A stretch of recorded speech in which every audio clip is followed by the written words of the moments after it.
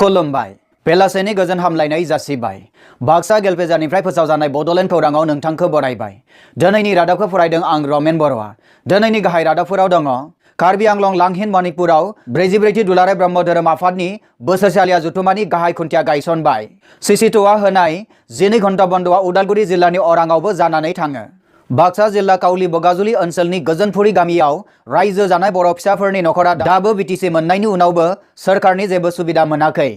बिजनी आमगुरियाव साननैनि हाबाफारिजों भगाली मेला उत्सव 23 दिसेम्बर 2018 नि गारि जाब्रबथायाव रुंसारि जानाय देनाग्रा ब्रह्मनि सारादुखौ मैया 10 जानुवारि शुक्रबाराव खुंबाय बाक्सा जिल्लानि दारखुसियावबो सिसिट'नि मैखोमै बन्दनि गोहोम क'क्राझार डिस्ट्रिक्ट एबसुआ मेलेमजिबि मेल खुंदों थांनाय 10 जानुवारियाव चिरां जिल्ला एबसुआ मोनद' हारिनो एसटि होनो नागिरनाय आरो सिटिजेनशिप एमेन्डमेन्ट बिल 2016 खौ भारत सरकार आरो आसाम सरकारा होनो नागिरनायनि सायाव मेलेमजिबिनि मेल चिरां दिगलदंआव मैयानिफ्राय BELC नि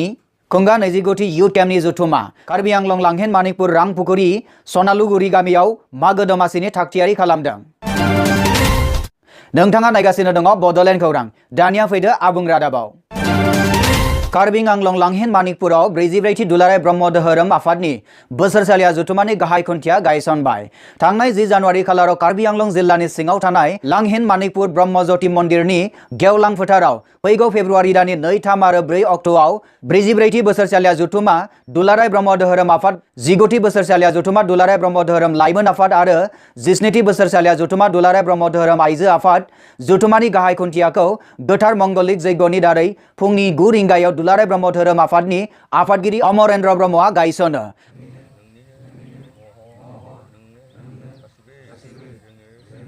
बे हाबाफारिनि गेजेरजों बिथाङा दुलाराय भारत हादरनि ब्रह्म धोरोमनि सिबियारिजों लोगोसे गासैबो रोखोमनि सुबुंफोरखौ जाति राव धोरोम नेवसियालासै मुलुग गोजोननि गोथार अखण्ड यज्ञआव बाहागो लाफैनो थाखाय खावलायहरदों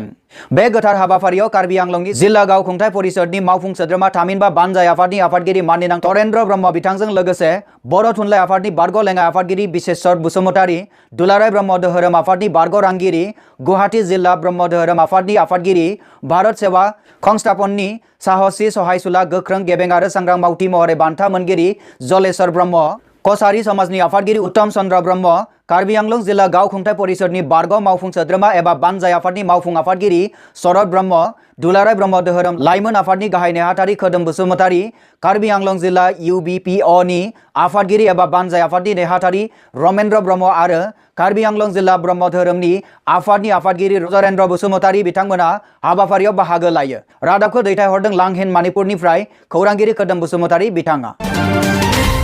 नोंथाङा नायगासिनो दङ बड'लेण्ड खौरां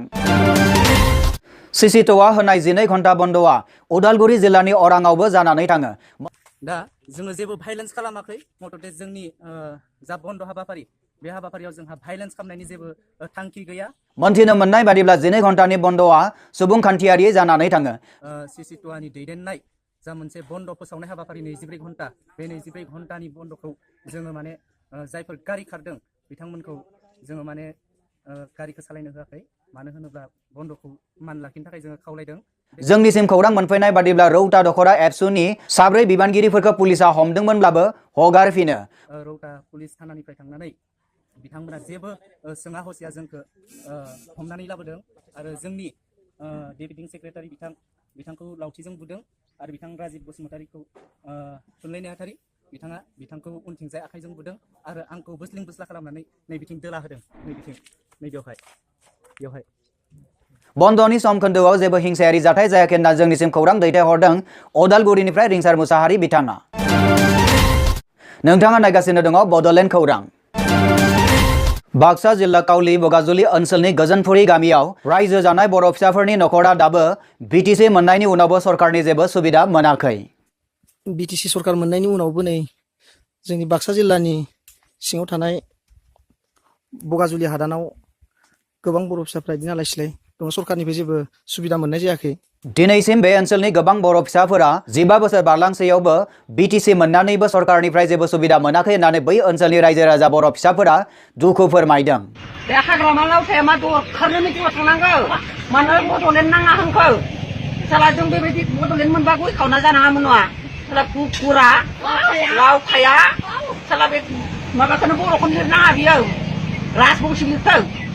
तामुलपुर समिस्टिनि एमएलए इमानुएल मुसाहारि बिथाङा बोसोरफ्रोमबो देरहानानैबो बे ओनसोलनि खामानि मावनायाव फेलें जादों होननानै रायजो राजाफोरा बुंदों। बेनि अनगायैबो बे ओनसोलाव मोजां लामा, मोजां स्कुल, मोजां देहा फाहामसालि बायदिसिनानि सुबिदाफोरखौ आथिखालनि बिपिएफ सोरखारा होआखै होननानै अजद दैखांदों। बेराफारसेथिं आलादा बड'लेण्ड रायजोनि सोमावसारनायावबो हेफाजाब होयि आरो गोरिब नखरनि मोननो गोनां सुबिदाफोरखौबो होनो हायाखै होननानै ओनसोलनि बर' फिसाफोरा बिटिसि सोरखारनिसिम दुखु फोरमायनायजों लोगोसे दाबि दैखांहरदों। बे रादाबखौ जोंनिसिम दैथायहरदों रुपहिनिफ्राय मनिल दैमारि बिथाङा। नोंथाङा नायगासिनो दङ बड'लेण्ड खौरां। क'क्राझार डिस्ट्रिक्ट एबसुआ मेलेमजिबिनि मेल खुंदों। आथिखालनि थासारिखौ नायनानै क'क्राझार डिस्ट्रिक्ट एबसुनि बानजायनायाव बड'फा हाउस बागानसालियाव मेलेमजिबिफोरखौ लानानै थांनाय 10 जानुवारियाव मेलेमजिबि मेल खुंनानै थासारिनि सायाव गोथौयै सावरायनाय जायो होननानै खौरां मोननाय जादों। बाक्सा जिल्लानि दुवारकुसियावबो सिसिट'नि मैखोम बन्दनि गोहोमा गोग्लैदों होनना जोंनिसिम रादाब फोरमायहरदों दुवारकुसिनिफ्राय सानसुमा बर' बिथाङा। थांनाय 10 जानुवारियाव चिरां जिल्ला एबसुआ मोनद' हारिनो एसटि होनो नागिरनाय आरो सिटिजेनशिप एमेन्डमेन्ट बिल 2016 खौ भारत सोरखार आरो आसाम सोरखारा होनो नागिरनायनि सायाव मेलेमजिबिफोरनि मेल जानानै थाङो। चिरां दिघलदंआव मैयानिफ्राय BELCनि खुंगा 29थि युथ केम्पआ जागायबाय। चिरां जिल्लानि सिङाव थानाय दिघलदं गामियाव जानुवारि दाननि 11, 12 आरो 13 खालाराव सानथामनि हाबाफारिजों खृष्टान धोरोमनि बड' इभेन्जेलिकेल लुथेरेन चार्च BELCनि 29थि युथ केम्पनि जथुमाया 11 जानुवारिनिफ्राय जागायबाय। खुंजानाय बे युथ केम्पआव सोनाब बंग, बार्मा, उदालगुरि, आमटेका, बिटिनि, बागमारा, बेंटल आरो गुबुन जायगानिफ्राय बाहागो लाफैगोन होनना जोंनिसिम खौरां दैथायहरदों चिरां दिघलदंनिफ्राय अलबार्ट बसुमतारी बिथाङा। नोंथाङा नायगासिनो दङ बड'लेण्ड खौरां। कार्बि आंलं लांहेन मानिकपुर रामपुखुरी सनालुगुरि गामियाव मागो दमासिनि थागथियारि खालामदों। आसाम नाङैनो खालामनाय बायदि कार्बि आंलं लांहेन मानिकपुर रामपुखुरी सनालुगुरि गामियावबो गोदोनि बादि देग्लायबो फैगौ दमासिजों बेलागुर फोरबो खुंनो थागथियारि खालामनो नागिरदों होनना जोंनिसिम खौरां मोनफैदों। बे रादाबखौ जोंनिसिम दैथायहरदों कार्बि आंलंनिफ्राय बिक्रम नार्जारी बिथाङा। 23 दिसेम्बर 2018नि गारि जाब्रबथायाव रुंसारि जानाय देनाग्रा ब्रह्मनि सारादुखौ मैया 11 जानुवारि शुक्रबाराव खुंबाय। रुंसारि जानाय देनाग्रा ब्रह्मनि सारादु खुंनायाव बाथौ आरजबो गाबनाय जायो। सारादुखौ खुंनाय जायो गावनि आंगो गामि सिमलिगुरि महरीपारा गरेश्वर बाक्सायाव। देनाग्रा ब्रह्मनि गावनि आंगो गामि सिमलिगुरि महरीपारा गरेश्वराव सारादु खुंनायाव रुंसारि देनाग्रा ब्रह्मनि बिमायं गौरीकन्त्र ब्रह्मआबो नुजाथि फैयो होननानै जोंनिसिम खौरां दैथायहरदों चिरांनिफ्राय एबेन बसुमतारी बिथाङा। नोंथाङा नायगासिनो दङ बड'लेण्ड खौरां।